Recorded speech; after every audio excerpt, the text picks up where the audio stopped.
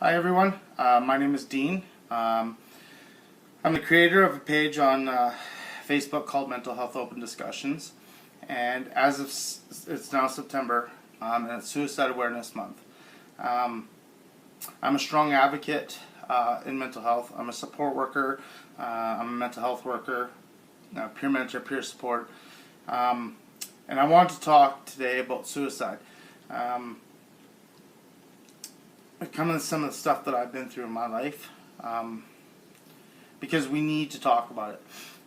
The problem is, I think for a lot of people, they feel like they're alone, and fair enough. It's real. It's very real to all of us. For me, my first attempt at suicide was at the age of 10. Then it happened at 12. Unfortunately, as I got older, alcohol and drugs really pushed me more times than not into suicide, and I got into self-harm and slicing my arms up and my body. And I think there's a misconception of what suicide is for people who are suffering. I recently just did a write-up, and I talked about it.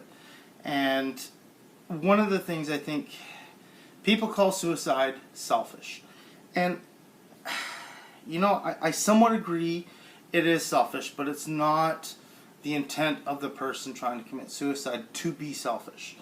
And we got to get rid of that judgment, because I'm honestly telling you guys that the more you tell somebody that it's selfish, you want to commit suicide, it actually makes that person feel guilty, and makes the situation so much worse. I know in the attempts that I have made, if somebody, and just in the mental state that I was in, was to say to me, you know, Dean, you're being really selfish and inconsiderate, and I think it would actually have pushed me deeper into that depression, and suicide could have been a real attempt where I might have succeeded. You see, guys, you got some people that think they're mentally strong and they can't understand suicide, and it's like the LGBTQ community. You know, we don't understand transgender. People are afraid of what they don't understand. If they don't understand it, we become judgmental. It's the same thing with suicide. We become judgmental because we don't understand it. But when you're desperate and you're in a situation where you don't see an escape, the pain is so real, we start to think irrationally. We don't consider the other options. We have two options. It's live with the pain, or die and not have to suffer. In those moments, we don't think about the people we're leaving behind. We don't think about the suffering, and that's what makes it an irrational thought, but it's very, very real. You know, I gave an example. One of the examples I gave is, imagine yourself at a cliff. You're at the edge of the cliff.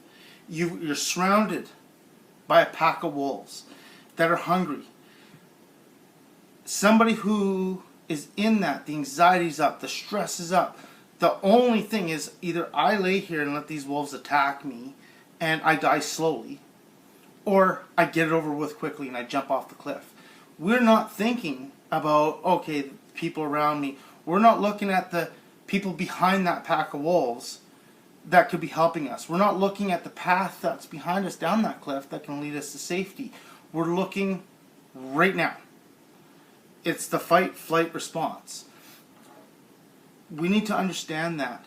When we guilt people for suicidal thoughts, we are not creating a safe environment for them. We are not giving them an option. We are actually pushing them off that cliff. We need to be a little bit more understanding. You tell me right now that you've never been in a situation where you didn't feel like you could escape, and that just that thought, you know you won't go through with it, but that thought, oh, I should just be so much better off dead. I don't have to deal with this. Now you tell me in those moments, are you sitting there going, oh, but you know, I'm going to leave my friends behind, I'm going to leave my wife behind, I'm going to leave my family behind. You're not thinking that. We need to be a little bit more open-minded. Suicide is so serious. You know, we have, for instance, people who are suffering and they're self-medicating, so they turn to alcohol, they turn to drugs. You know, we don't sit there and put ourselves in their positions. Well, why are you turning to drugs? Why Because they don't want to deal with the pain. They're not going into the drugs sitting there thinking, oh, who am I going to hurt? They're going in it as, how do I escape my pain? We need to be a little bit more empathetic. When we look at it, yes, it can be a selfish thing. I agree. And, you know, if I would have actually gone through, I would have missed out. My son wouldn't have been born. I would have missed out in his life. And now that I've been able to find the tools to deal with my PTSD, my night terrors, I can think rationally. There's always something there that when my head goes to that place, I can say, okay, wait a minute, Dean, take a breath. But I was trained and taught how to deal with those issues. I still, to this day, guys, listen, there's moments where life just gets so stressful for me, my PTSD, my night terrors affect me, and I'm just thinking, I need a way out, I can't do this, and suicide still to this day is, no matter how resilient or strong I am, that thought will still come to my mind.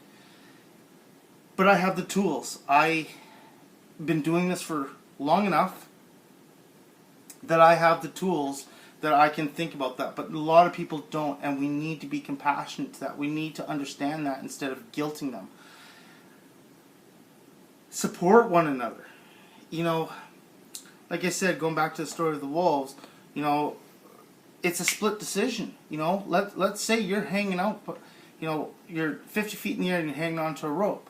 You're not going to be making rational decisions. You're going to be thinking how to survive it, right? Well, it's no different. It's no different from somebody turning to drugs, to going to suicide. We need to empathize with them, give them options. You know, bullying, you know, I see this all the time. You know, I worked with at-risk youth, and the only choices they feel they have is to commit suicide or turn to drugs or to turn to alcohol, because nobody has given them the tools. Nobody has given them a reason that when their heads go to thinking about suicide, to want to stay alive. They don't care. They want to end the pain now. There's so much more to this topic that I can't even get into. I know for myself, by miracle, I've gotten away, and my life has been saved. I should have been dead a long time ago, but now I've been given the tools. Talking has been one of the biggest tools for me when it comes to suicide. Don't ever feel alone. Please don't judge people. Please don't guilt them.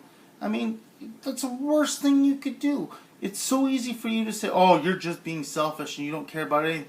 That was easy for me to say, but it'd be just as easy for me to say, hey man, you've got a lot to live for. Let's just talk about it. You know, have you, you know, your family loves you.